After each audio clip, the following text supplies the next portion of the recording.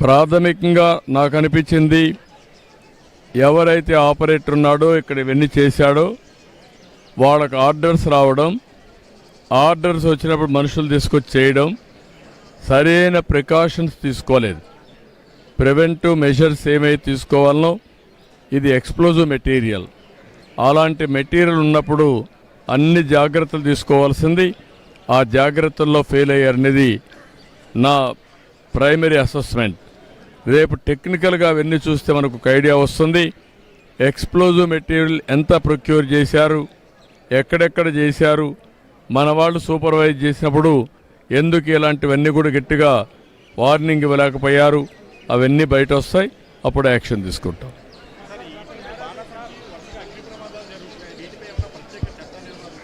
ఏది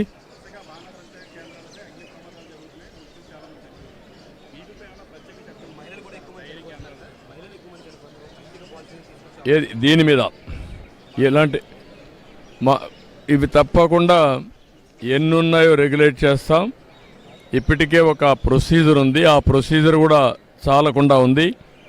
నేను last time చెప్పాం, వీలైతే ఈ ప్రాంతాలంతా కూడా సీసీటీవీ కెమెరాలు కూడా పెట్టి ఆ సీసీటీవీ కెమెరాలని కంట్రోల్ రూమ్కి ఇచ్చి మానిటర్ చేయాలి కూడా అనుకున్నాం. దీన్ని మళ్ళా ఒక ఎస్ఓపి అంతా చూస్తాను. చూసిన తర్వాత పగడ్బందీగా ఏం చేయాలో చేసి మళ్ళీ ఎక్కడ కూడా ఎవరైనా చేయాలంటే మాత్రం స్ట్రిక్ట్ కంట్రోల్లో రెగ్యులేషన్స్ పెట్టి చేపిస్తాం.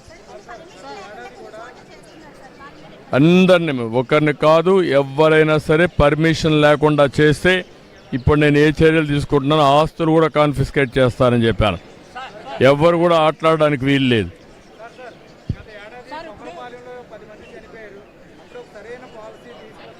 అప్పుడు కూడా తీసుకొచ్చాం, ఆ పాలసీ కూడా సర్క్యులేట్ చేసాం. అందుకే నేను ఇప్పుడు సమీక్ష చేసి ఎక్కడెక్కడ తప్పులు జరిగాయో అవన్నీ కూడా ఎగ్జామిన్ చేసి యాక్షన్ తీసుకుంటాం. కొంత సీరియస్గానే ఉంది, క్రిటికల్గా ఉన్నారు, క్లోజ్గా మానిటర్ చేస్తాం, అన్ని చర్యలు తీసుకుంటాం.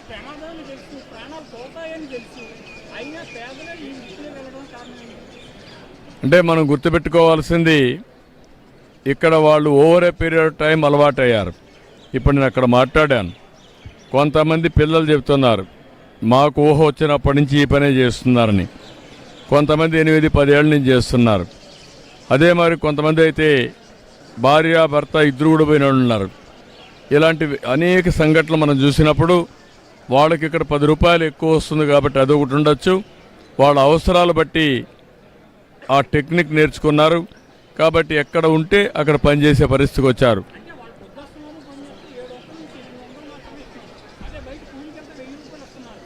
అంటే నువ్వు అంటున్నావు కానీ వాళ్ళకి ఆ పని దొరకలేదు, ఈ పని దొరికింది అంటున్నారు. అదే మనం 700 రూపాయలు ఎక్కువ అనేది వాళ్ళ ఉద్దేశం. మాకు ఆ 700 అక్కడ వస్తుంది, అదే నరేగాకపోతే 300 వస్తుంది. ఉపాధి లేకుండా చెప్పారు. ఇప్పుడు ఏంటంటే వ్యవసాయంలో పనులు లేవు అనేది ఒకటి, వాళ్ళేమంటారా రైతులు మాకు కూలీలు దొరకడం లేదని వాళ్ళది.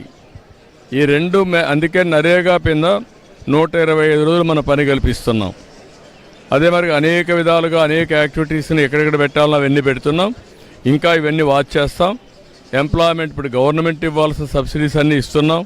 మీరే సూపర్ 6 కానీ అన్ని కుటుంబాలకు ఆదుకునే కార్యక్రమం ఉంది.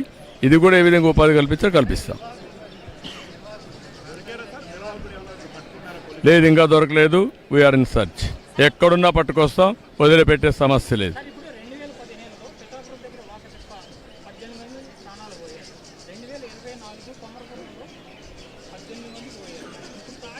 18 మంది ఎక్కడ పోయారు?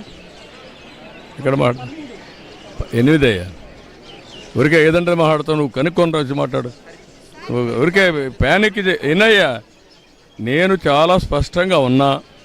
నువ్వు కనుక్కొని కరెక్ట్గా నెంబర్ మాట్లాడండి, నేను సమాధానం చెప్తాను. కానీ ఫేక్ నెంబర్ తీసుకొచ్చి మాట్లాడదండి, కరెక్ట్ కాదు.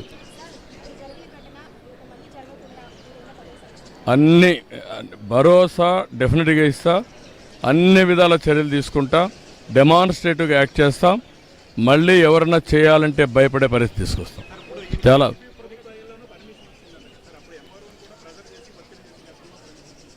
నేను అందుకనే అవన్నీ ఇప్పుడు నేను చెప్పడం లేదు. పర్మిషన్ అప్పుడు వచ్చింది. 2028 వరకు పర్మిషన్ ఉంది, 27-28 వరకు పర్మిషన్ ఉంది. అవన్నీ కూడా డీటెయిల్స్ ఉన్నాయి. అన్నీ ఎంక్వైరీ చేసి విల్ టేక్ ఫర్మ్ యాక్షన్.